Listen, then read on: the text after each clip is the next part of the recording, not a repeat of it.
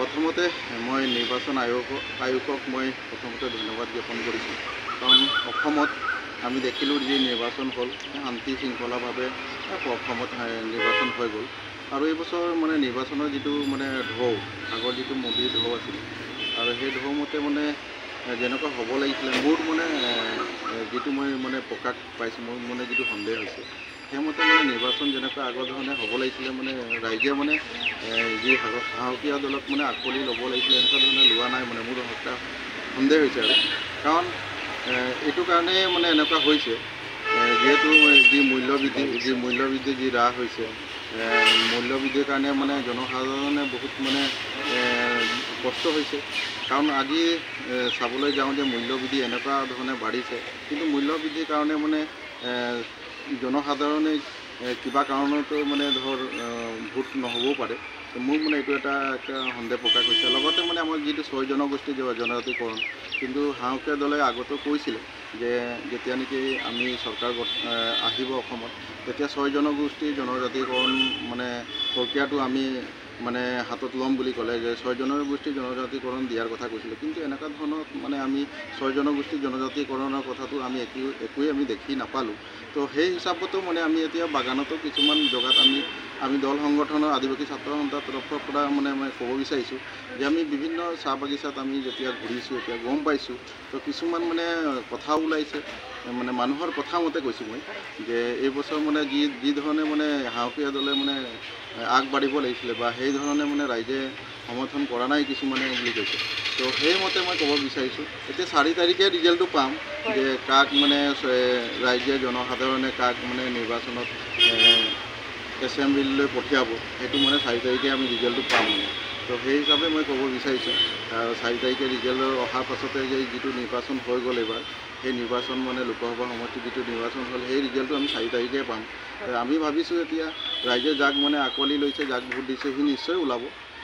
ৰাইজে যদি জনসাধাৰণে যিটো কাম কৰিছে চৰকাৰখনে, তেনেহ'লে চৰকাৰে বিজেপি চৰকাৰেই ওলাব। আৰু যদি কৰা নাই তেনেহ'লে ৰাইজে মানে যি মূল্যবৃদ্ধি হওক, 6 জনগোষ্ঠীৰ জনজাতিকৰণৰ সেই প্ৰক্ৰিয়াটোৰ ক্ষেত্ৰত যদি দেখা যায়, তেনেহ'লে আৰু বিকল্প ৰাইজে চিন্তা কৰি আৰু কিবা এটা কৰিব, সেইটোৱে মোৰ চিন্তাধাৰা। আৰু বেলেগ আৰু একো নাই। সমগ্ৰ ভাৰতত অনুষ্ঠিত হোৱা লোকসভা নিৰ্বাচনৰ অসমতো একেলগে হৈ আছে। ইয়াত 3টা পৰ্যায়ৰ আজি অন্তিম পৰ্যায়ৰ ভোট গ্ৰহণ সম্পন্ন হৈ গৈছে ইতিমধ্যে। আৰু ইয়াৰ পৰা আমি এটা কথা দেখিছোঁ যে এইবাৰ এই নিৰ্বাচনত বিশেষকৈ যিসকল চাইলেণ্ট ভোটাৰ, যিকোনো দলৰ সৈতে জড়িত নহয়, তেওঁলোকে বিশেষ ভূমিকা গ্ৰহণ কৰিছে। আৰু ভোটদানৰ হাৰ বৃদ্ধিয়ে যে এইবাৰ এটা বিৰূপ প্ৰতিক্ৰিয়াৰ সৃষ্টি হ'ব শাসনাধিষ্ঠ দলৰ বিৰুদ্ধে, তেনেকুৱা এটা আমি অনুমান কৰিছোঁ। আৰু ভাবিছোঁ যিদৰে শাসনাধিষ্ঠ দলটোৱে আশা কৰিছিল তেওঁলোকে গোটেইকেইটা আসনতে জয়লাভ কৰিব, কিন্তু সেইটো সম্ভৱ হৈ নুঠিব। আৰু এইবাৰ বিৰোধী শক্তিশালী হিচাপে অৱতীৰ্ণ হৈছে আৰু বিৰোধীয়ে যথেষ্ট সংখ্যক আসন দখল কৰিব বুলি আমাৰ বিশ্বাস।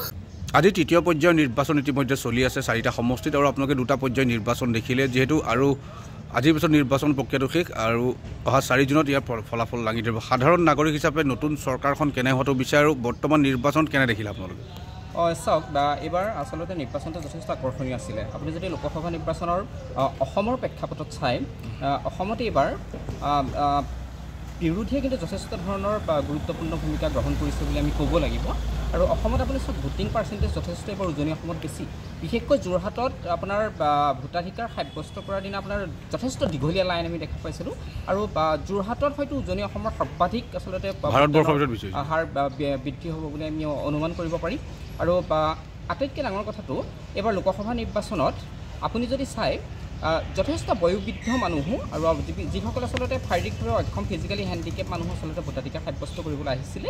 আৰু বহুত মানুহে যেনেকৈ উন্নয়নৰ স্বাৰ্থত বা বিকাশৰ স্বাৰ্থত ভোটাধিকাৰ সাব্যস্ত কৰিছে, ঠিক তেনেধৰণে যথেষ্ট সংখ্যক মানুহে কিন্তু এইবাৰ মূল্যবৃদ্ধিৰ প্ৰতিবাদত ভোটাধিকাৰ সাব্যস্ত কৰিছে। আৰু জাতীয় ইছ্যুবিলাকৰ সপক্ষত থাকি বহুতে ভোটাধিকাৰ সাব্যস্ত কৰা দেখা গৈছে। গতিকে উজনি অসমৰ যোৰহাট, ডিব্ৰুগড়, তিনিচুকীয়াকে ধৰি যথেষ্ট এই সমষ্টিকেইটাত ভোটাৰে যথেষ্ট গুৰুত্বপূৰ্ণ ভূমিকা গ্ৰহণ কৰিছে। আৰু নামনি অসমত আমি দেখা পাইছোঁ এইবাৰ বিৰোধীয়ে কিন্তু যথেষ্ট গুৰুত্বপূৰ্ণ ভূমিকা গ্ৰহণ কৰিছে। বা এতিয়া 3য় পৰ্যায়ৰ নিৰ্বাচন হৈ আছে, আমি 4 জুনলৈ অপেক্ষা কৰিব লাগিব কোনে শেষ হাঁহি মাৰিব। নিশ্চিতভাৱে এবাৰ ভাৰতবৰ্ষৰ জনসাধাৰণে এখন গণতান্ত্ৰিক সুস্থ সবল সংখ্যাগৰিষ্ঠ চৰকাৰ পাব বুলি আমি আশা কৰিছোঁ চৰকাৰ যাৰেই নহওক এখন সবল সুস্থ সবল জনসাধাৰণৰ চৰকাৰ বিশেষকৈ জনসাধাৰণৰ যিখিনি সমস্যাখিনি সমাধান কৰিব পৰা এখন চৰকাৰ ভাৰতবৰ্ষৰ জনসাধাৰণে লাভ কৰিব বুলি আমি আশাবাদী ৰঙাপাৰাবাসীৰ বাবে সুখবৰ আপুনিও যদি দুচকীয়া বাহন ল'ব বিচাৰিছে তেন্তে এতিয়াৰে পৰা আৰু চিন্তাৰ কোনো প্ৰয়োজন নাই আপুনিও আহিব পাৰে ডিবিপি এছ'চিয়েটলৈ বাজাজ টু হুইলাৰ ডিলাৰ আমাৰ ঠিকনা ৱাৰ্ড নং 8 ঠাকুৰবাৰী ৰোড ডাকঘৰ ৰঙাপাৰা জিলা শোণিতপুৰ অসম আমাৰ যোগাযোগৰ নম্বৰ 9435707133 9707967285